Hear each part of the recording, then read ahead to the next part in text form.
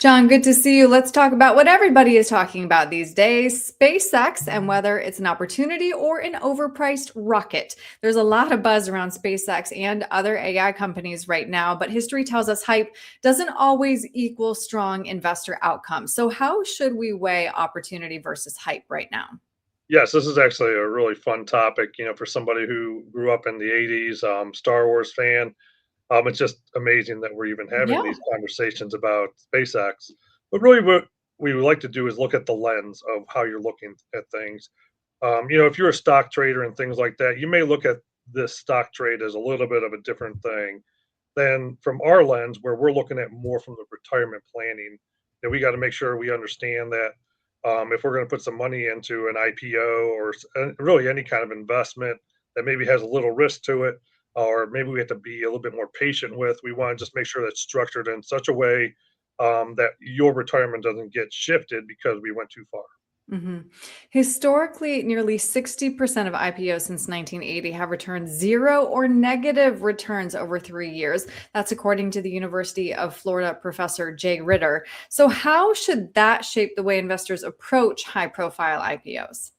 Sure, and one of the big things when it comes to big time stocks that come out or movements and things of that nature is the fear of missing out. And Right. really, what you want to do is avoid the fear of missing out and making a bad decision at the time.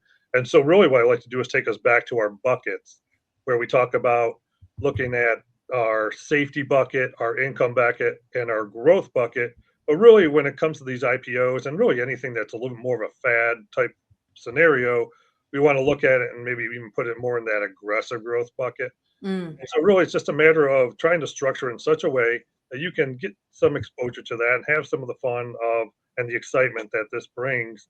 But at the same time, making sure your retirement is safe as well. Right. SpaceX was targeting a $1.75 trillion valuation, but Morningstar puts fair value closer to 780 billion. How important is valuation discipline when choosing how to invest? It is very important. And a fun example, I kind of looked around and looked at Apple. Just I was born in 1980, about the time Apple came out, and I was kind of curious to see how did that progress. And really, it really took almost 20 years for that Right. to Right. really take shape for exactly what they are, the big returns and whatnot. And really, and there's been other ones that have been winners and losers over time.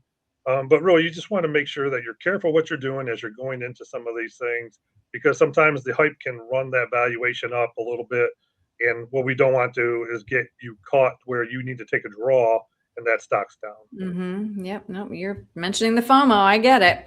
For investors who don't want to miss out but are wary of the risk, what is a more disciplined approach to evaluating whether and when to invest in a company like SpaceX?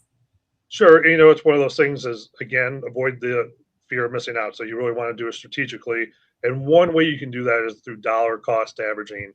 Dollar cost averaging is a way of buying into the shares over time.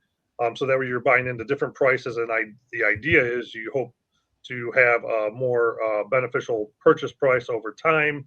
You have those dollar cost averaging coming in there. And then you also have some of those dividends that are coming in, and you are again buying shares as you go on. So Mhm. there's a lot of different ways to kind of approach it, but that is one way that you can get into that, have some of the fun that goes with it, but also look at your overall picture and say, well, how much am I willing to risk my retirement on this? So maybe you allocate 10%, 5%, whatever that number is for you, and fit it into your retirement. So that way, when if someone does go south, you still are unaffected. Right, exactly. It all comes back to peace of mind. So, John, if somebody would like to talk through whether they are interested investing in SpaceX and how to do it in a way that's appropriate with their risk tolerance, what's the best way to reach you? 440-471-4300 is a great way to get a hold of us. It's our phone number. And then clarkwealthadvisor.com is our website. There's also a link there where you can shoot us an email. Just let us know you'd like to kind of talk to us and kind of see if maybe we're a good fit for you. And we'll just kind of go from there. Great. John, thank you so much. Take care.